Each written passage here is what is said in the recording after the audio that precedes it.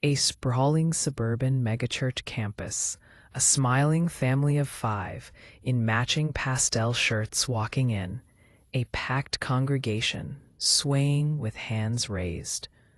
Uplifting contemporary worship music swells. My family isn't just devout, we're the brand, the Caldwells. My father is the senior pastor. My mother leads women's ministry. My brother, Elijah, is the golden heir, youth pastor, worship leader, destined to take the pulpit. We sell hope. We sell redemption. We sell a perfect American family under God. And business is booming. A teenage girl sobbing in a church bathroom, her mascara running. The father, Pastor Caldwell, writing a large check with a serene smile. A church elder handing a sealed envelope to a grim-faced couple. Elijah's beatific smile, which now seems frozen, predatory. But redemption has a price, and in our church, the Caldwell family handles the payments. I've seen the ledger. Not of tithes, but of silences. My brother isn't a shepherd. He's a wolf. And my parents, they're the fence builders. They use scripture to shame, money to bury, and our legacy as a threat to anyone who speaks. Rachel's mother hugging a crying girl, whispering in her ear, the girl's eyes going wide with fear. Pastor Caldwell at the pulpit, thundering about the sin of false accusation. Elijah placing a possessive hand on a young girl's shoulder during youth group, his eyes meeting Rachel's across the room with a warning. I've been the good sister, the quiet believer. I've held their secrets like communion wafers on my tongue, but I can't swallow them anymore. Rachel stands in her pristine bedroom, looking at a family photo.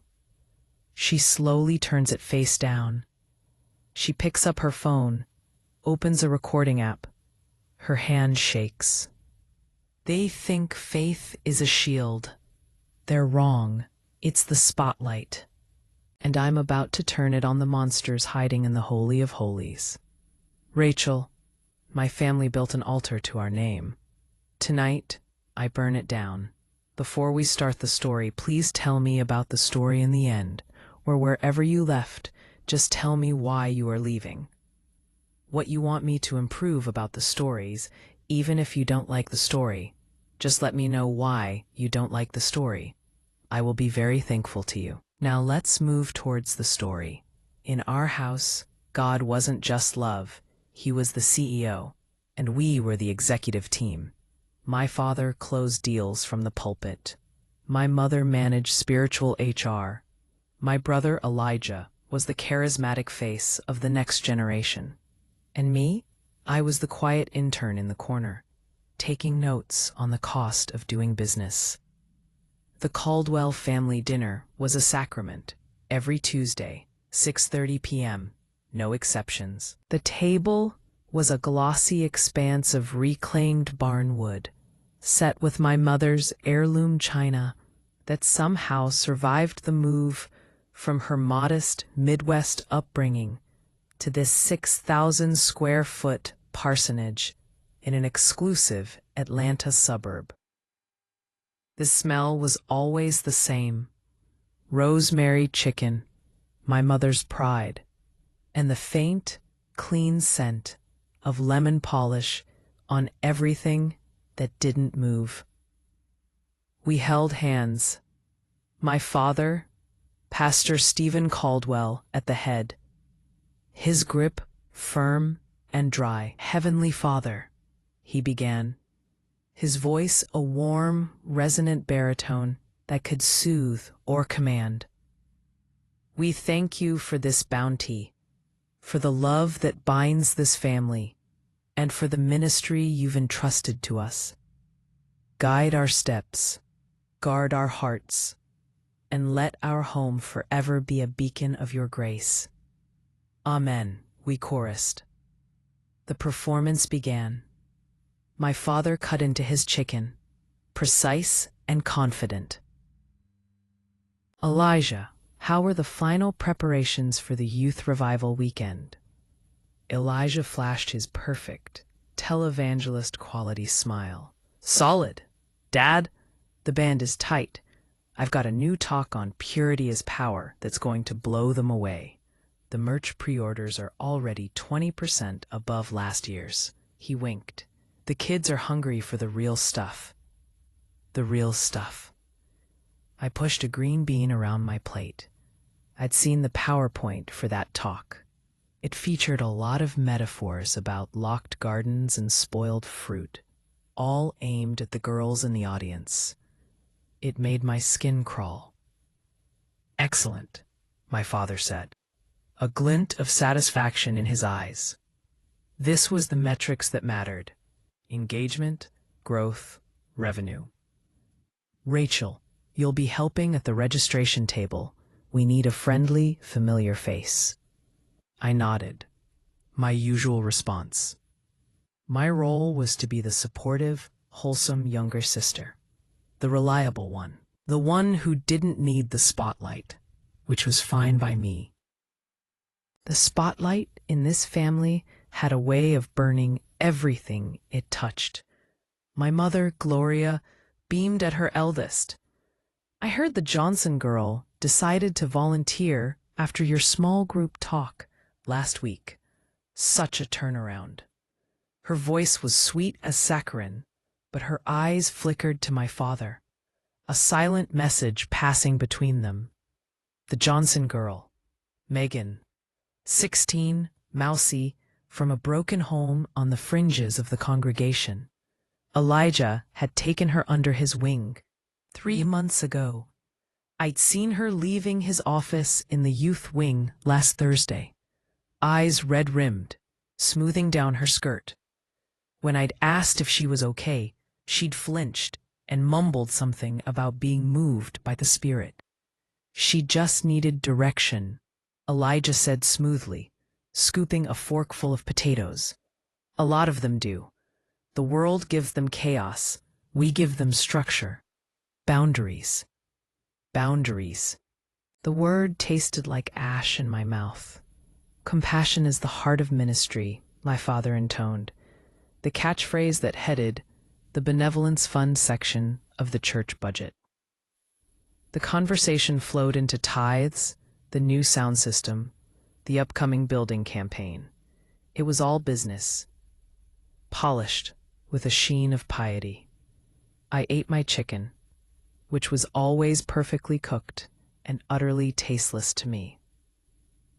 After dessert, a sugar-free peach cobbler, Gloria's nod to stewardship of the temple, Elijah vanished, likely to his studio apartment above the garage, a luxury granted for his dedication.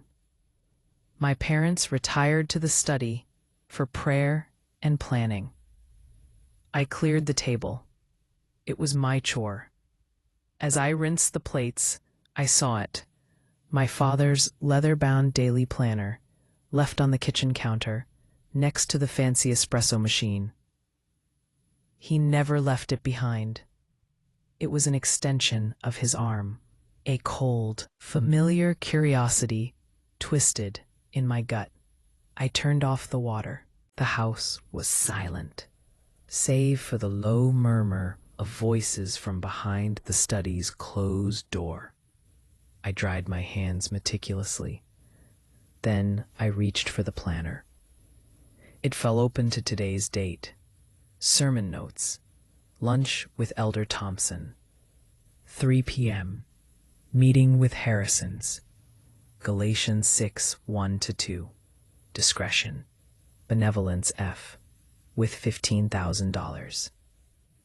The Harrisons. Their daughter Lydia was a bubbly sophomore who'd been a fervent member of Elijah's youth worship team. She'd abruptly quit 2 months ago, and the family had stopped coming to church. Rumors of them moving for a job opportunity had been quietly circulated. Galatians 6, 1-2. Brothers and sisters, if someone is caught in a sin, you who live by the Spirit should restore that person gently. Carry each other's burdens. Discretion. Benevolence Fund. $15,000. My breath hitched. This wasn't the first note I'd seen. There was a pattern. A name of a girl who grew distant. A scripture about restoration or bearing burdens. A reference to the Benevolence Fund, and a sum. Always 4 figures, sometimes 5. I'd found the first one by accident a year ago. A sticky note stuck to a bank statement in the recycling. M. Jacobs, Pastoral Care, BF, $8,000. Mia Jacobs had attempted suicide that spring. She'd been in Elijah's discipleship group. I told myself it was charity, the church helping families in crisis. But the pattern was a rhythm, and the rhythm was a count. A count of silences purchased. I heard the study door click. I snapped the planner shut and placed it back exactly as it was, my heart hammering against my ribs. I was wiping an already clean counter when my mother glided in. "You're so thorough, Rachel," she said, her smile not quite reaching her eyes. They swept over the counter, landing on the planner. "Your father's always misplacing that." "It was right here," I said, my voice thankfully even.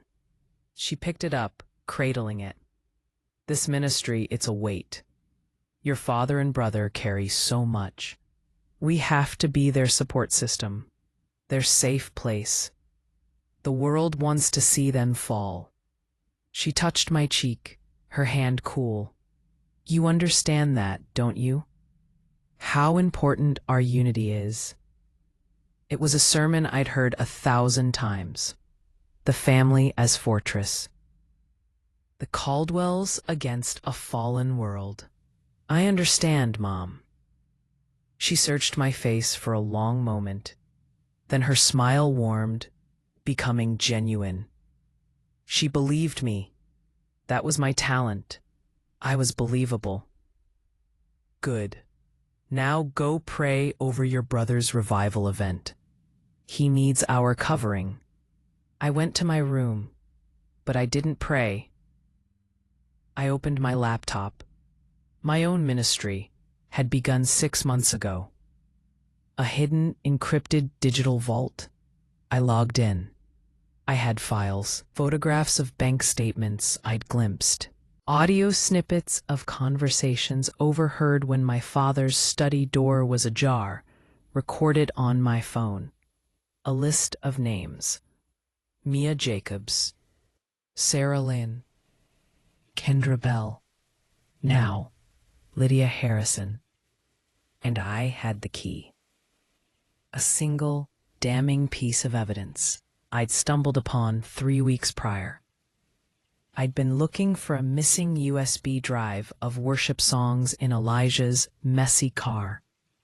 What I found, tucked under the passenger seat, was a cheap, pink flip phone, powered on, filled with text messages, explicit, manipulative, terrifying messages from my brother to a number saved as Kitten. The timestamps coincided with Kendra Bell's time in the youth group. The last message from him read, "If you ever speak of this, you'll be betraying not just me, but God's work. Think of the scandal. Think of your family's shame. I'll pray for you." The phone was my nuclear option. I'd taken it. He'd either assumed he lost it or was too arrogant to fear it. I opened a new entry in my vault. Subject, Harrison, Lydia. Date, today. Reference, planner entry. Galatians 6, BF, $15,000. Status, presumed settlement. I was the family archivist too. just not the one they thought. The following Sunday, I worked the registration table for the youth revival. Elijah was on stage, a rock star in a slim-fit plaid shirt, leading 1,000 teenagers in a soaring anthem. The lights, the smoke, the sound. It was designed to overwhelm the senses, to bypass critical thought with feeling. My eyes scanned the crowd. I saw Megan Johnson, sitting in the third row, gazing up at Elijah with a look of rapturous devotion that turned my stomach. I saw Lydia Harrison's empty seat in the worship team section. And then I saw a new girl. She couldn't have been more than 15. She stood alone at the back, looking lost and awed by the spectacle. As the music faded and Elijah stepped to the microphone, his voice dripping with compassionate authority, I saw his eyes find her. He gave her a small, welcoming smile, the one that said, "You belong here. I see you." A predator surveying new territory. My hand, under the table, clenched around the pink flip phone in my pocket. The proof was cold and hard against my thigh. The family business was booming. A new potential client had just walked in, and I was the only one with the ledger that showed the real price. In our faith, silence isn't just golden. It's sanctified. A whisper against God's anointed is a whisper against God himself. So the victims learned to scream into pillows, and the Caldwells learned to write checks. The new girl's name was Chloe. She started showing up everywhere. Sunday service, Wednesday youth group, Friday night volleyball in the church gym. She was a quiet mouse of a thing, with sad eyes and hand-me-down clothes that marked her as a scholarship kid from the outreach program. Perfect prey. I watched Elijah's campaign unfold with clinical, nauseating familiarity. Stage 1. Notice. He'd call on her in group, praising her thoughtful, quiet spirit. Stage 2. Inclusion. He asked her to help stack chairs, to hand out bulletins, small tasks that made her feel chosen. Stage 3. Isolation. I see a lot of potential in you, Chloe. The others, they can be superficial. Let's have a one-on-one discipleship coffee this week. I can mentor you. I heard him deliver that line in the church foyer. His hand on her shoulder. She flushed, a mixture of terror and exhilaration. She nodded, mute. I couldn't just watch.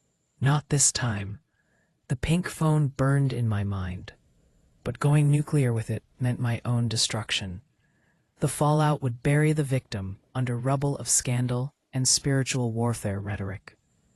I needed a scalpel, not a bomb.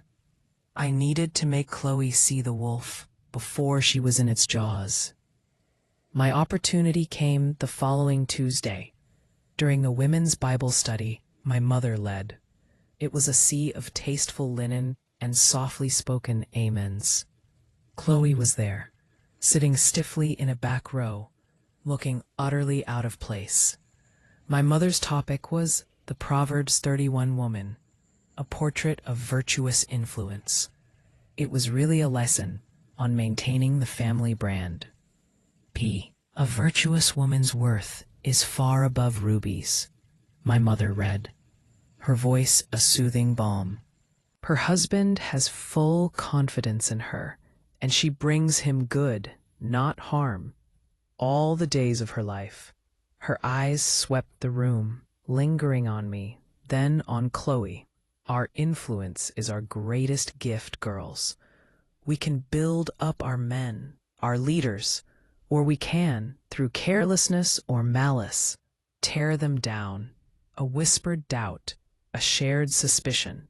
These are the tools of the enemy to destroy God's work. It was a masterpiece of preemptive gaslighting. Doubt is demonic. Questioning is rebellion. During the fellowship time over decaf and gluten-free muffins, I cornered Chloe by the pamphlet rack. "How are you settling in?" I asked, my voice carefully neutral. "It's amazing," she breathed, her eyes wide. "Everyone is so nice. Pastor Elijah he's so wise." "He can be very intense," I said, selecting a pamphlet on sexual purity. "His discipleship stuff. It's not for everyone. It can feel overwhelming." Her face closed off slightly. "He says I have a unique sensitivity, that he can help me understand God's heart." The script. He was already writing her lines. "Just be careful," I said, the words feeling pathetic and small. "Keep boundaries with everyone." She gave me a puzzled, slightly offended look, as if I'd suggested staining the temple. "He's a man of God. Boundaries are for people you don't trust." I'd failed. The programming was already deeper than I'd realized. I was just the jealous little sister casting shade on the golden boy. My failure was underscored violently that Friday. I was in the church office, updating the website calendar, when the Harrison family arrived. Not for service, for a closed-door meeting with my father and Elder Thompson.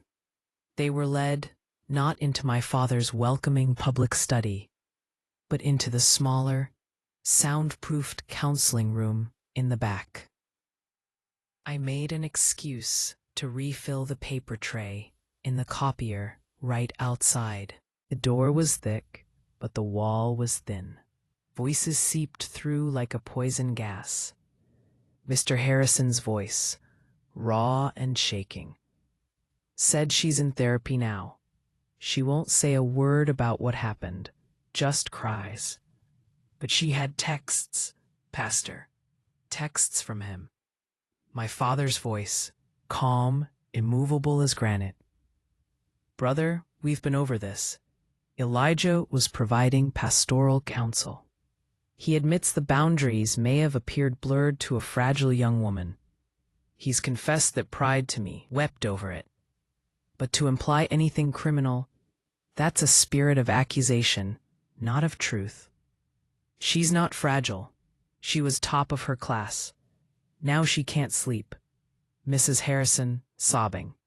"The enemy attacks where we are most vulnerable. Our children," my father said, his tone dripping with compassionate gravity. Perhaps Lydia misinterpreted spiritual intimacy for something else. The adolescent heart is so confusing. We must be so careful not to compound her trauma with a public spectacle that would define her as a victim for life. Elder Thompson's reedy voice chimed in. "The Benevolence Fund is prepared to offer significant support for Lydia's therapeutic journey. A private Christian retreat, perhaps. We want to help her heal, not drag her through the mud of a legal process where she'll be crucified by defense attorneys." A long, choked silence. Then, Mr. Harrison, defeated. "How much?" "15,000 should cover the best care," my father said smoothly. "And of course, a signed agreement of mutual non-disclosure protects everyone. Lydia's privacy, Elijah's calling, the unity of the body." I heard the rustle of paper, the sound of a pen scratching. The transaction was complete. Lydia's trauma was now a line item. Her silence purchased, her truth invalidated as a misinterpretation. My father had just weaponized scripture and cash to protect a predator. I stumbled back to the main office, my vision swimming. I felt the walls of the fortress, not as protection, but as the bars of a prison where I was a willing guard. That night, the reckoning came home. Elijah was in the living room, strumming his acoustic guitar, writing a new worship song. My parents sat on the sofa, beaming, the perfect family tableau. I stood in the doorway, the words a hot coal in my throat. I heard the Harrisons today. The music stopped. 3 heads turned. My father's smile didn't drop, but it cooled by 50 degrees. That was a private pastoral session, Rachel. They sold their daughter's silence for $15,000. The words hung in the air, ugly and blunt. My mother gasped. Rachel. That is a vile way to phrase a gesture of Christian charity. Part it. Charity doesn't require an NDA, Mom. Elijah set his guitar down slowly. He looked at me not with anger, but with a profound, chilling disappointment. So, that's what you think of me. Of this family. That we buy people off? I think you blur boundaries, Elijah. I think girls get hurt, and I think Dad cleans it up. My father stood. He wasn't tall, but his presence filled the room, a palpable force of authority. Come with me. He led me not to a study, but to his private prayer closet, a small windowless room off the master bedroom, lined with books and a single kneeling bench. It was the inner sanctum. He closed the door, enclosing us in sound-absorbing velvet and the smell of old paper. Sit, he said. I did. He didn't. He paced, a lion in a cage. Do you know what you are risking with this cynicism? The truth. He stopped, pinning me with a gaze that had broken deacons. You are risking souls, Rachel. The souls of those girls. If this narrative you are constructing gets out, do you know what happens? The media descends. They drag Lydia, Megan, all of them through the sewer. They call them liars, sluts, gold diggers. The church is splintered. Thousands lose their faith because of the scandal. And your brother's God-given calling, a calling to reach millions, is destroyed in a hail of gossip. He knelt in front of me, his eyes blazing with terrifying conviction. Is that what you want? To be responsible for that? He was reframing the crime as a cosmic tragedy, making me the villain for wanting to expose it. What if he does it again? My voice was a whisper. He is being disciplined. He is under accountability. The Harrisons have been compensated and are receiving care. He said it like a checklist. Problem managed. Our job, your job, is to protect the flock. Sometimes that means protecting it from itself, from stories that would only cause destruction. And what about protecting Chloe? I spat. His expression softened into sorrow. Ah, I see. You're jealous. The word was a slap. What? Elijah has a gift for connecting with the lost. You've always struggled with that. You see his closeness with this new girl, and your own inadequacy twists it into something dark. He placed a heavy hand on my head, like a blessing. This is a spiritual attack on you, Rachel. A spirit of jealousy and suspicion. You need to pray. Fast. Let us help you. He was diagnosing me, pathologizing my conscience, turning my eyes from his sin to my own brokenness. The door opened. My mother stood there, tears in her eyes. Stephen, is she? She's struggling, my father said, his voice thick with false pity. The enemy is at the gate. We need to circle her in prayer. They led me back to the living room. Elijah looked at me with wounded eyes. They laid hands on me. My father prayed, a powerful, flowing incantation against the spirit of division, the spirit of accusation. the spirit of Jezebel that seeks to undermine God's anointed men. I sat there, their hands heavy on my shoulders, their words washing over me. I felt myself splitting in two. One Rachel was screaming inside, hurling the evidence in their faces. The other Rachel, the one trained from birth, was nodding, crying, accepting the diagnosis. Maybe they were right. Maybe I was jealous. Maybe I was seeing monsters where there were only shadows. The prayer ended. "We love you, Rachel," my mother whispered, kissing my forehead. "We'll get through this." I went to my room. I didn't open my laptop. I didn't look at the pink phone. I stared at my reflection in the dark window. My father's words echoed. Jealousy. Spiritual attack. Protect the flock. They had won. They had rewritten reality. I was the problem now. But as I stood there, a cold, clear thought cut through the fog of their prayer. They hadn't asked for my phone. They hadn't searched my room. They were so confident in their power to define truth, they didn't even consider I had evidence. Their arrogance was their weakness, and Chloe was still out there. I looked at my reflection again. The girl staring back wasn't a jealous sister. She was a witness, and a witness's job isn't to protect the flock. It's to testify. They say faith can move mountains. They don't tell you the first mountain you have to move is the one they've built inside your own mind. The mountain of their truth. To save Chloe, I had to become an atheist in the church of my family. The prayer circle had been a declaration of war. A soft, velvet-gloved war, but a war nonetheless. In its aftermath, the house settled into a new, watchful normal. My parents treated me with a cloying, fragile gentleness, like I was a recovering heretic.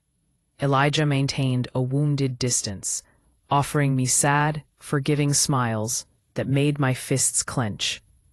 My digital vault became my true sanctuary. I stopped just documenting. I started investigating. I used my admin access to the church database to pull addresses, family backgrounds. I cross-referenced Benevolence Fund disbursements with girls who'd left the youth group abruptly. The pattern wasn't just clear, it was a franchise model. Target the vulnerable, girls from broken homes, struggling with self-esteem, new converts hungry for belonging. Love bomb them with spiritual significance. Isolate them under the guise of discipleship. Then the transgression, always blurry, always deniable. A touch that lingered. A confession session that veered into inappropriate sharing. A prayer that required physical closeness. Then, if they reacted with fear or confusion, the machinery kicked in. The gaslighting, you misinterpret it. The spiritual coercion, you'll harm the ministry. The financial settlement, let us help you heal, quietly. I had 7 solid cases now. 7 names. 7 silences. Chloe was on the cusp of becoming number 8. I saw her slipping into the pattern like a sleepwalker. She'd been to 2 discipleship coffees. She now sat in the front row at youth group, her notebook filled with Elijah's words. She'd started dressing differently, still modest, but with a new attention to detail, wearing the kind of soft sweaters and skirts I knew Elijah praised as feminine and pure. I had to break the script. I couldn't warn her. She'd see me as the jealous sister, the obstacle to her spiritual growth. I had to show her. My chance came on a Saturday morning church cleanup day. I was assigned to organize the library, a tomb of unused theological volumes. Chloe was alone in the adjacent youth group room, vacuuming. Elijah's voice echoed from the sanctuary, where he was practicing with the band. I carried a stack of books and tripped in the doorway, sending them sprawling across the youth room floor. "Oh, shoot." Chloe jumped, then rushed to help. "Are you okay?" "Clumsy," I muttered, kneeling. As we gathered the books, I nodded toward a framed photo on the wall. The youth group at summer camp last year. A grinning Elijah had his arms around a group of girls, including Kendra Bell and Lydia Harrison. Both were gone now. That was a great trip, I said, my voice deliberately casual. It looks fun, Chloe said, a hint of longing in her voice. It was. I pointed to Kendra. She was so funny. Really opened up that week. I let a calculated sadness seep into my tone. It's a shame what happened. Chloe paused. What happened? I feigned hesitation, looking around as if checking for eavesdroppers. She had a kind of breakdown. Started saying some really strange things about Elijah. Got really obsessive. Her family had to move her to a private school. It was so sad. Elijah was devastated. He blamed himself for not seeing how troubled she was. I was using their language, their framework. Troubled, obsessive, breakdown. Chloe's brow furrowed. What kind of things? I shook my head. Just inappropriate stuff. Imagining relationships that weren't there. It was a whole thing. My parents helped the family get her some really good, discreet help. I met her eyes, letting the unspoken message hang. We take care of our problems, quietly. Anyway, I shouldn't gossip. It's just, you remind me a little of her. So eager, so sincere. Just be careful, okay? This place, it can be intense. People get confused. I saw the first crack in her devotion. Not fear of Elijah yet, but a dawning fear of the system, of how easily a girl could be labeled troubled and disappeared. She nodded slowly, her eyes returning to the photo with new wariness. It was a small seed. I had to water it. The following Wednesday, I executed the riskiest move yet. I created a blank email account. From it, I sent a single, anonymous message to Chloe's school email, which I'd pulled from the volunteer form. Subject: a concerned friend. Body: be careful around Elijah Caldwell.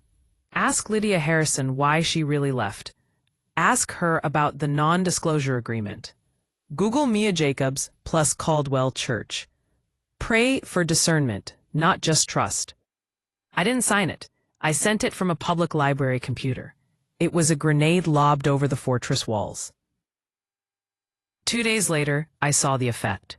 Chloe was at youth group, but she sat in the back. She didn't take notes.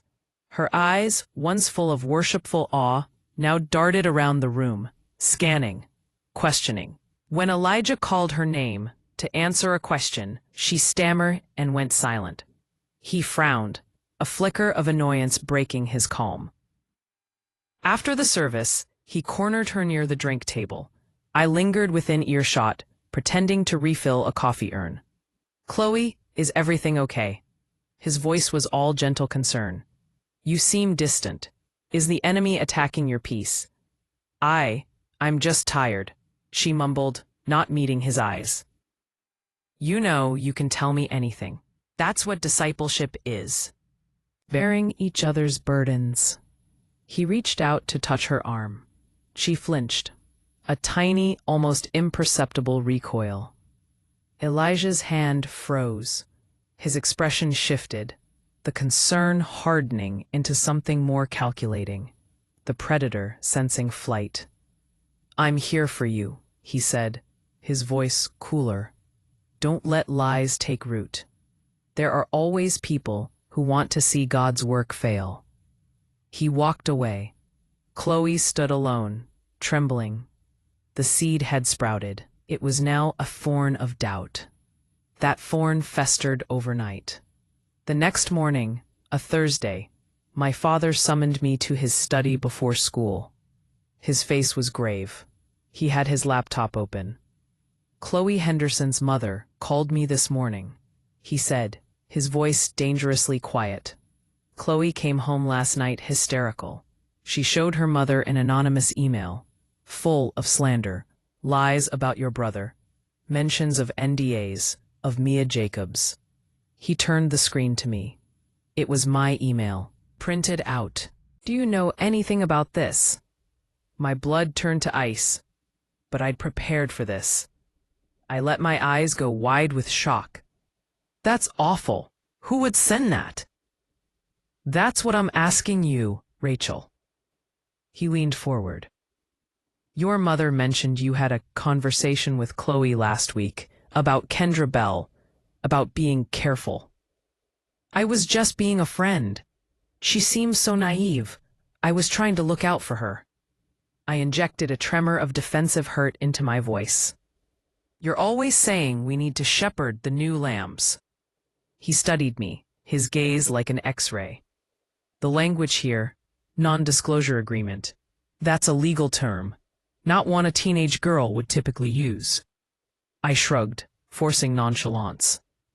It's on every TV show, crime dramas. Maybe the sender is some disgruntled adult, someone from Lydia Harrison's family.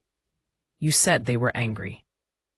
It was a gamble, redirecting his suspicion. He leaned back, steepling his fingers. The idea seemed to take root. The Harrisons were a logical suspect, perhaps. He closed the laptop. Regardless, this is a direct attack on this family, on this church. We will treat it as spiritual warfare. We will pray it down. But the damage was done. Chloe and her family were now a situation. That afternoon, I saw my mother's Lexus parked outside a modest, split-level home, the Hendersons. Damage control had begun. The fortress was breached, not by a frontal assault, but by a single, whispered doubt. And I had been the one to whisper it. That night, I lay in bed, the adrenaline fading into a cold, clear realization. I was no longer just a witness. I was a combatant. I had chosen a side, against my blood, against the institution that was my whole world.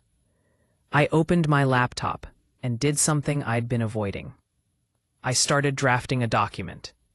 Not notes. A testimony. I titled it Statement. I began typing, my fingers steady. See, my name is Rachel Ann Caldwell. I am the daughter of Pastor Stephen Caldwell and the sister of Elijah Caldwell. For the past several years, I have witnessed and documented a systematic pattern of predatory behavior by my brother, enabled by my parents and the leadership of Calvary Redemption Church. See, I listed the names, the methods, the payments. I referenced the pink phone. I described the manipulation of Scripture. I wrote until my vision blurred, pouring the poisoned truth onto the screen. See, I didn't save it to my vault. I saved it to a USB drive, a tiny, cold sliver of metal. I ejected it and held it in my palm. It weighed nothing. It contained everything. This was no longer about saving Chloe or Lydia or Kendra.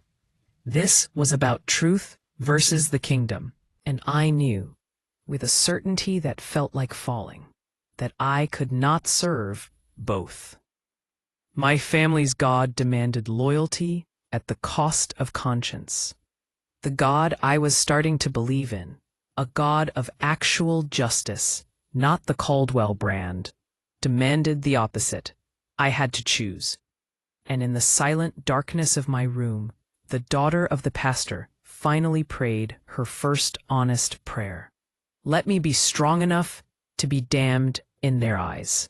When you finally tell the truth, you expect the sky to crack, the ground to shake.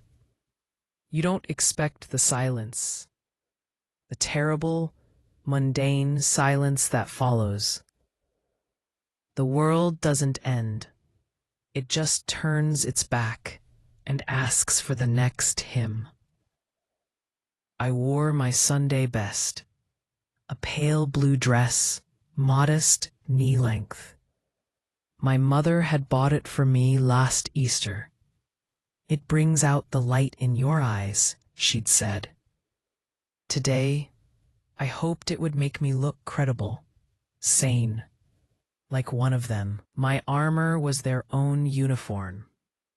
The USB drive was a hidden lump in the small, lace-trimmed purse clutched in my sweating hand. My testimony was on it, along with every scan, photo, and audio file from my vault. I'd printed 2 copies of the statement on plain paper at the library. The words felt alien in my hands, a declaration of war typed in Times New Roman. I wasn't going to the police. Not yet.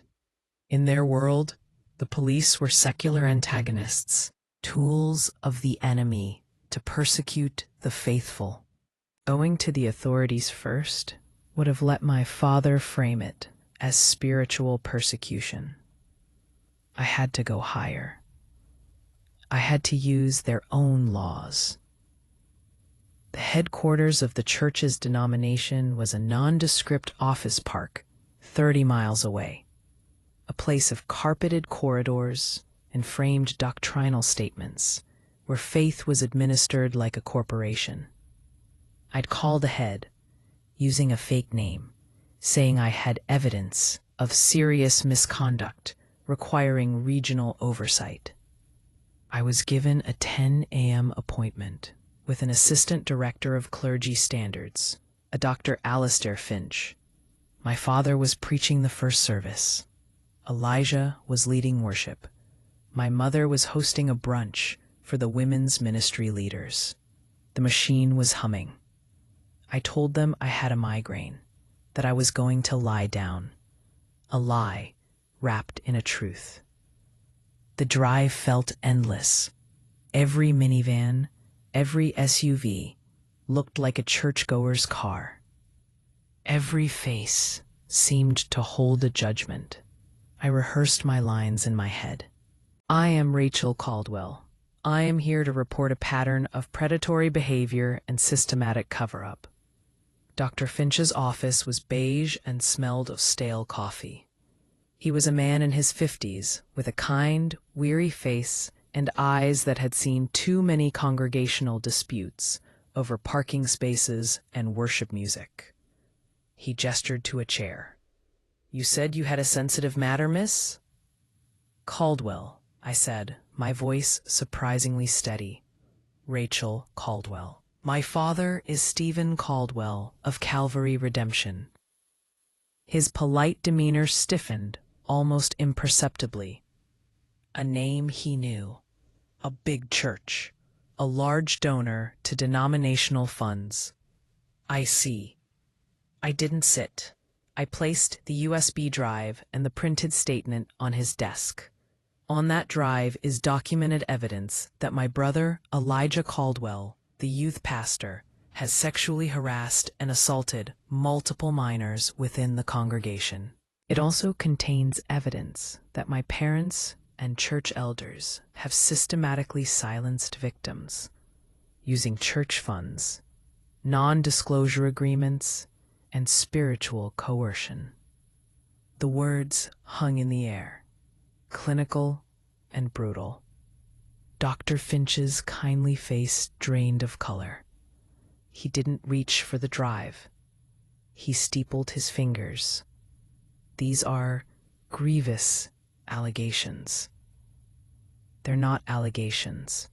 They're evidence. Audio recordings of settlement discussions. Scans of Benevolence Fund disbursements linked to victims' families. Copies of NDAs. Text messages from my brother to one of the girls. I tapped the paper. It's all summarized here. Names, dates, amounts. He finally picked up the paper. He read the first page, his expression growing more grave with each line. He skimmed the second. Then he set it down slowly, as if it were contaminated. "Rachel, if this is true, this is catastrophic. It is true, and it's ongoing." He's currently targeting a 15-year-old girl named Chloe Henderson. He leaned back, a deep weariness settling into his features. The weariness of a bureaucrat facing a grenade. The process for something like this? It's delicate. We must be sure. We must follow proper procedure to protect all parties, including the potential victims, from further trauma. Procedure? The word tasted like ash. They've been following a procedure for years. It's called pay, pray, and make it go away. I understand your anger, he said, his voice adopting a practiced pastoral tone that reminded me nauseatingly of my father. But rushing this, causing a public scandal, could do irreparable harm to those young women. They could be re-traumatized. The church could be crippled. We have to be wise as serpents. He was already speaking their language. Damage control. Optics. A greater good. What is your procedure? I asked, my heart sinking. We would form an internal review committee, interview the parties, examine the evidence discreetly. It can take months. If the committee finds merit, they would make a recommendation to the regional board, who might then suspend your brother and father, pending a fuller investigation. It's a biblical model. Matthew 18. First go to your brother privately. He's not sinning against me. I snapped, my control breaking. He's victimizing children, and the brother I need to go to is the one running the cover-up. Your biblical model is their playbook. Dr. Finch's face hardened. Young lady, I understand you're upset, but you must trust the process God has ordained for His church. Unleashing this, digitally, to the authorities before the body has had a chance to address it. That is the way of the world. It breeds chaos and destruction. He saw me not as a whistleblower, but as a loose cannon, a problem to be managed. The denomination's priority wasn't justice. It was institutional survival. My evidence was a fire in the corporate headquarters. They wouldn't sound the alarm. They'd call a quiet meeting to discuss the best way to smother it. I had been a fool. I'd walked into another layer of the fortress. How long? I whispered. The committee formation alone could take 6 weeks. The review, several months. Months. Chloe didn't have months. My brother would be warned. The evidence dismissed as the ravings of a troubled sister. The USB drive would disappear into a filing cabinet. I stood up. My legs were weak. I want that back, I said, pointing to the drive. He hesitated, protectively placing a hand over it.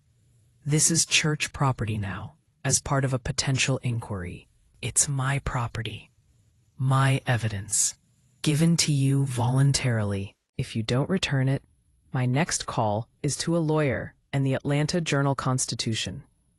They'd love to know the denomination is withholding evidence of child predation. His eyes widened, the kindly mask finally slipping to reveal fear. Not for the victims, for the headlines. Reluctantly, he handed the drive back. I snatched the paper from his desk. The process, he began. Your process is a sin, I said, and walked out. The drive back was a blur of white-hot fury and despair. I had tried to play by the rules of their kingdom, and the king had just shown me the door. There was only one kingdom left. I pulled into the church parking lot, just as the second service was letting out. The crowd flowed out, smiling, shaking hands, basking in the afterglow of my father's sermon. I saw my family on the steps, the royal receiving line, my father laughing with an elder, my mother hugging a visitor.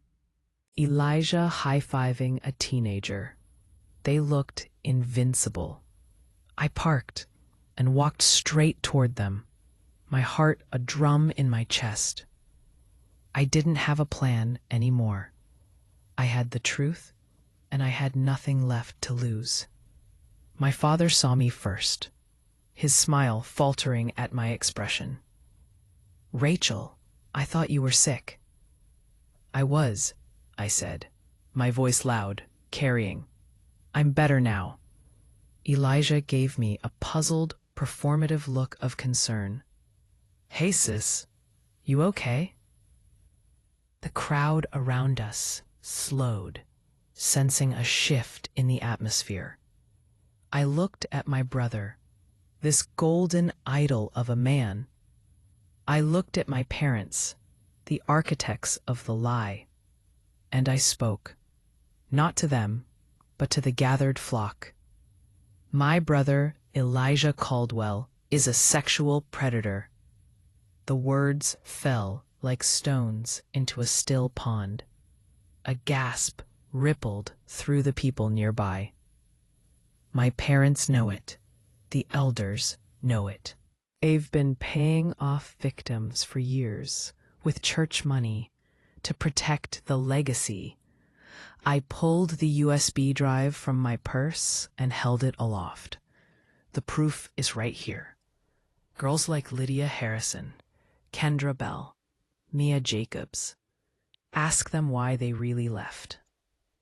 For a second, there was perfect, dead silence. Then, chaos. My father's face turned purple. "Rachel, that is enough. You are clearly unwell." He moved toward me, but an elderly deacon stepped between us, his face ashen. Elijah's mask shattered into pure, venomous rage. "She's lying. She's always been jealous. She's mentally ill." But the seed of doubt, the one I'd planted in Chloe, was now a towering weed in the heart of the congregation. People were backing away, staring at my family with horror and dawning comprehension. My mother reached for me, tears in her eyes, real ones this time, of sheer terror. "Baby, please, let's go home and talk about this." I took a step back, away from them. I was no longer inside the fortress. I was outside the walls, and I had just set them ablaze for everyone to see. "There is no home," I said, my voice breaking for the first time. "Home is a crime scene." I turned and walked through the parting crowd, toward my car. I heard my father's voice booming behind me, trying to reclaim the narrative. A spiritual attack. Pray for her. Pray for our family. But the spell was broken. The whispers had already begun. I drove. I didn't know where. My phone began to buzz incessantly. Calls from my parents, from elders, from numbers I didn't know.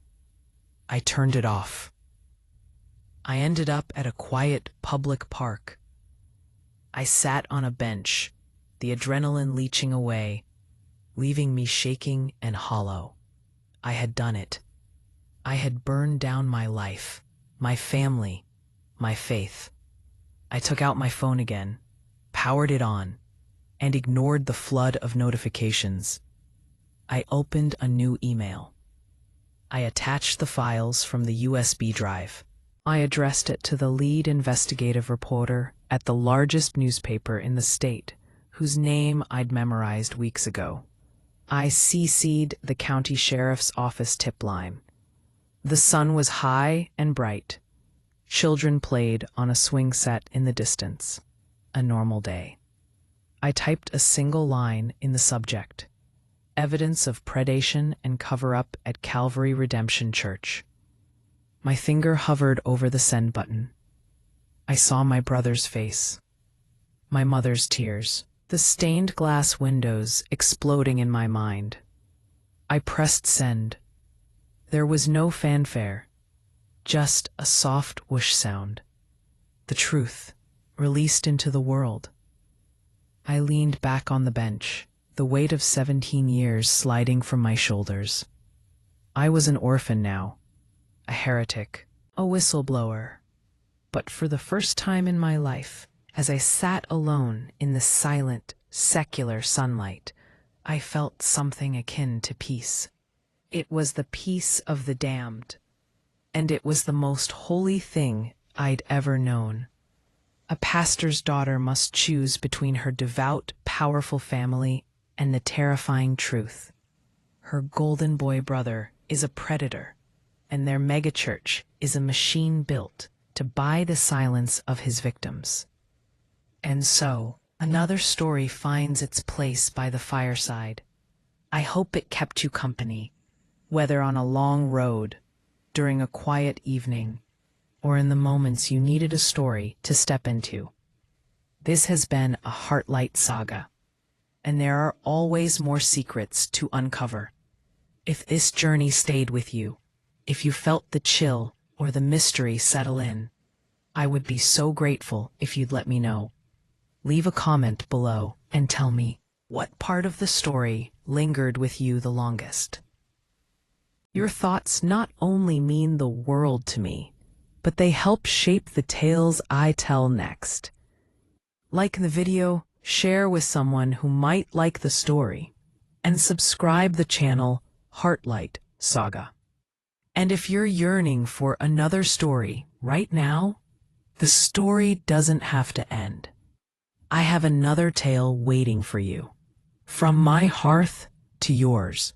Thank you for listening. Until the next story begins.